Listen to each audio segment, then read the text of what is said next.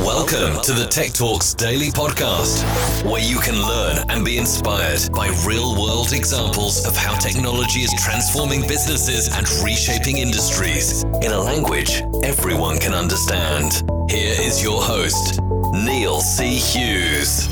Welcome back to episode 999 of the Tech Talks Daily Podcast, where we're live in Amsterdam. Tomorrow we will hit the big 1000th episode, and maybe we'll look back where we've interviewed the usual suspects in tech with representatives from Microsoft, Sony, Adobe, IBM, Lenovo and so many more. But we've also had sports teams such as Real Madrid and Man United who have the incredibly nice problem of only being able to get tens of thousands of fans into their stadiums, but using technology to reach its millions of loyal fans that are located all over the world. And elsewhere we've had everyone from Fender using tech to teach guitars, and learned how celebrities such as talk show host Wendy Williams and Star Trek's William Shatner have all leveraged technology. But today we're in Amsterdam for MagentoLive, and as many of you know, Adobe acquired Magento, the e-commerce platform that's aimed at small to medium-sized businesses, last May for an incredible $1.68 billion. But what does that mean for the digital landscape? The open source community, customers, and indeed small to medium-sized businesses that cannot afford those premium Adobe products. That is why I'm here, and at MagentoLive Europe, Adobe is announcing a creation of a new organisation within the digital experience business to support the unique needs of small to medium-sized businesses and those mid-market companies, and connect with their customers in new and meaningful ways. And this dedicated sales, customer success and support organisation is led by Gary Specter, who's been on this show before. He was formerly the Vice President of Magento's Global Sales and Customer Success, but now focused on tapping the proven success of the Magento and Marketo teams in serving the needs of these growing companies. But enough from me. I invite you to come and join me and Gary in conversation here in Amsterdam. So grab a seat and we'll get started. Now, I'm sorry to start on a downer, Gary, but over the last few years of attending Adobe summits, Magento Imagine and MagentoLive events, I've learned that the last best experience that anyone has anywhere becomes the minimum expectation for the experience they want everywhere. And the reason I bring this up is the last time I saw you enter a stage, you shot from underneath the stage like a rock star. And Jason Woosley flew above the crowd on wires. This time around, you entered stage left with a casual stroll. So forgive me for asking, but did you consciously tone it down this time, or is there more to come later? You know, I would love to say that there's more to come tonight, but there's not. But if you'd have looked closely at the Breakdancers at the beginning, you would have noticed that I was clearly disguised as one of those breakdancers. Nobody seems to have caught that. So while I didn't have a great entrance, I did have a great pre-show. There's an exclusive right there. So here at MagentoLive Europe, Adobe has announced the creation of a new organisation within the digital experience business to support the unique needs of SMBs and mid-market companies to connect with their customers, but in new and meaningful ways. So from a customer perspective, what can we expect from this new organisation that you're going to be leading? Well, I think there's a few things. So, we recognize, and Adobe recognizes, that the needs of these companies and that the way that they go to market or buy software or technology is a little bit different. They don't have the resources oftentimes that some of their larger competitors may have.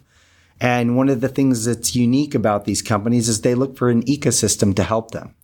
Companies like Magento and Marketo come with a lot of partners, technology, implementation, developers, lots of ancillary support that can help these companies deploy the types of technologies that make them or allow them to be competitive with much larger companies.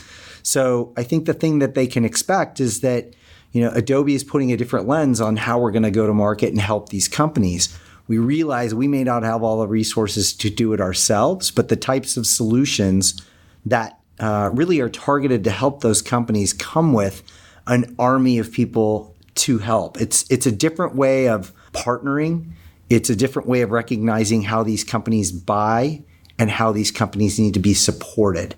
It's a little bit different from the enterprise. And I think Adobe, now getting comfortable with Magento and Marketo, are embracing the fact that it's different and seeing that there's an opportunity for them based on these two acquisitions to really dive into this market segment. So I think that these companies can expect to see a different Adobe in how they respond and be more supportive based on how these companies actually function and buy. And having watched the keynotes this morning, one of the things that really stood out for me is the case study of the VU storefront implementation by Zadig and Voltaire. I mean, was there anything else that excited you, though, from those keynotes? Yeah, I think the thing that I always love about the keynotes is I love hearing what Jason is doing and what we're doing from a product roadmap perspective. But the thing that always excites me are the sneaks. Yeah. And, while we didn't get into detail at the keynote, that's coming this afternoon, I did get a glimpse into what are the 4 that we're going to preview. And that's really what I get excited about those. I mean, the first time that we did that at Imagine, I was sitting in the first 2 rows when they were showing the sneaks. They were actually doing, not during the show, but beforehand, they were rehearsing. Yeah. And I was amazed, right? I mean, I get to talk about them, but I never get to see them. So I'm really excited for what we're going to see this afternoon. And that's what got me excited this morning at the keynote, is understanding, hey, we got 4 more that we're going to show this afternoon. So that's what I'm looking forward to. But it's really the product things that I come away with in the morning sessions that I love. I don't want to put you on the spot, but looking back throughout the history, how many of these sneaks actually make it into products? I don't want you to give me an exact number, but is it quite a healthy figure there? No, it's actually not a healthy figure. We get a lot of things that we want to do. We select the ones that make the most sense, the ones that are going to drive the most value and that we think are the most interesting. So I wouldn't say it's the majority that get in. It's probably the minority that get in. But it's usually the ones that we think are the most needed. And one of the things that I'm noticing around the show floor at the moment, listening to conversations, is the term progressive web apps, or PWA. I mean, that seems to be the big buzzword of the event, but what has the interest level been like from Magento customers investing in PWA? Well, I think that anybody that has a mobile strategy and is looking to figure out how they extend the use of Magento in different ways is thinking about PWA. Yeah. And PWA is the next evolution of how companies are going to leverage technology to extend the platform and the things that they're doing. So I think that's a big part of our future. And I think that's why it's a buzz. I think people realize they see the opportunity and the improvements and the speed in which PWA can help change things for them. And everyone has an interest. So I think it's more than a buzzword, because now people are starting to get their arms around what it is. Yeah. And that case study early kind of highlighted that as well, didn't it? You saw it from only a year ago to right now. Yeah. It's going to accelerate. Yeah. So I think it was a good move on our part to look at how we invest and leverage it. And I think it's going to continue to take off. One of the questions I've got to ask is, how challenging has it been to tap the proven success of Magento and Marketo teams in serving the needs of growing companies while also creating something new and bigger for Adobe too? It hasn't been easy, but it has been fun. Yeah. I think that the thing that's been most impressive to me about Adobe is they've really learned a lot. I mean, they've embraced that Magento and Marketo went to business in a different way. They've really embraced the ecosystem that surrounds Magento. And I think that they've embraced and looked at this as an opportunity to change the way that they go to market and sell. So while a lot of people, I remember early on, a lot of people would say, oh, Adobe's going to have this big influence on Magento. And there was a lot of people that were concerned that the impact wouldn't be positive. Mm-hmm. And I think what people are starting to realize is that the impact that Magento is having on Adobe may be greater than the impact Adobe is having on Magento and Marketo. And Adobe's been really open to embracing this different way of serving their client and customer prospect need, even working with their own ecosystem and their own channel partners that they have. So I think it's been pretty neat to watch Adobe's eyes open and say, wow, there's this whole other market segment where we didn't play, and there's a different way of approaching it. Yeah. And I've been sort of at the heart of this, given my new role. And it's been interesting to see how receptive they've been to saying, hey, let's take a look at what they're doing and can we learn from that? And you did mention the concerns there a few moments ago, but you did highlight on stage today the importance of that open source community.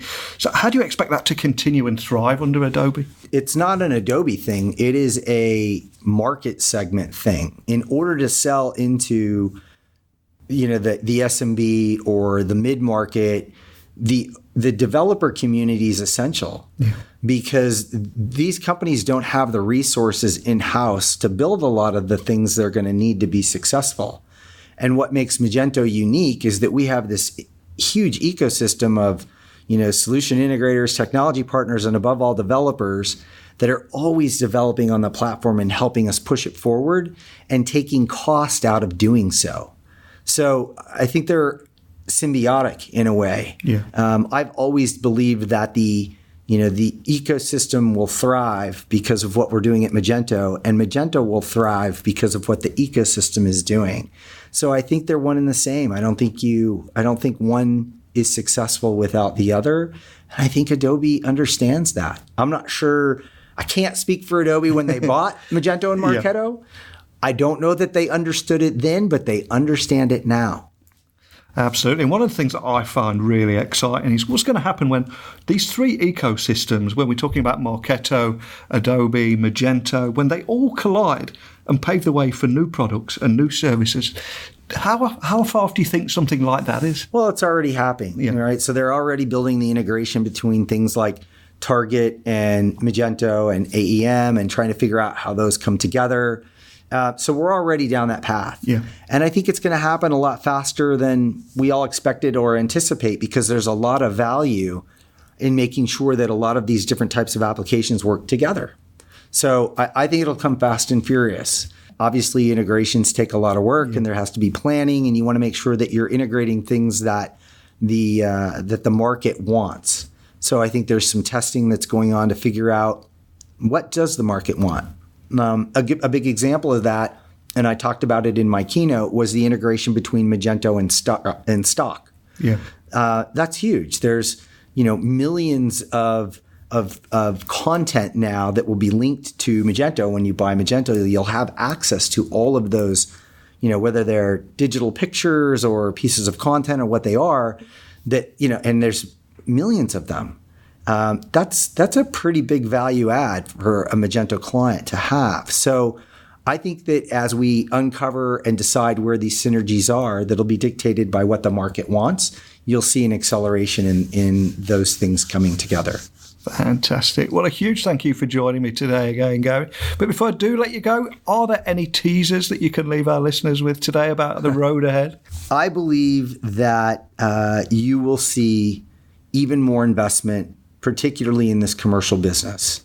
I think that the commercial segment is ripe for Adobe and a lot of the products that broadly Adobe represents, including Magento and Marketo. And I believe that you will see Adobe invest in this market because I believe it'll be the fastest growing part of Adobe's business. 3 to 5 years, it'll be one of the largest parts of their business. Wow. Well, you heard it here first. Well, before I let you go, the only thing I've got to say, of course, is when do preparations begin for your stage entrance for Magento Imagine in 2020? Are they already underway? They're not underway, but I'm going to start giving it some thought. Apparently, I have a high bar to top next year, so we'll look to figure out how we do that. Perfect. Thanks again, Gary, for joining me. Yeah, thank you.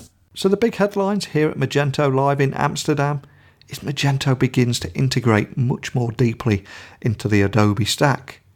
And it's also creating partnerships and collaborating and bringing that Magento e-commerce platform to AWS and Azure. And yes, it was only ever a matter of time before Adobe would begin integrating its new purchase of Magento into the Adobe technology stack. But the big focus for me is how this effort builds on Adobe's strong heritage in this small and mid-market customer segment across its Creative Cloud and Document Cloud product portfolios, and highlights, to me at least, Adobe's commitment to extending enterprise-grade capabilities to help them differentiate and grow. But as an impatient tech guy and podcast host, What I'm really curious about is what will happen when the ecosystems of Magento, Marketo and Adobe all collide. From that moment, what new products and services will appear? And how can Adobe continue to enable small to medium-sized businesses change the world through digital experiences? Because we know mom and pop stores and local indie shops cannot afford premium Adobe subscriptions. And for me, that is where things get really interesting. But make no mistake, that market is a huge slice of the pie. And there is a lot of opportunity up for grabs here. Interesting times indeed, but please share with me your thoughts, insights, experiences, expertise by sending me an audio message that I can play on here. Email me a quick message, and you can do both of those by emailing me at techblogwriter@outlook.com, or of course you can tweet me at Neil C. Hughes. Whatever you need, I'm your man, and the door is always open to each and every one of you. But it's time for me to head to the airport now and get that 1000th episode ready. It's going to be a pretty big party, so don't be late. I'll see you there. But thanks for listening, and until next time, don't be a stranger. Thank you for listening to the Tech Talks Daily Podcast with Neil C. Hughes. Remember, technology works best when it brings people together.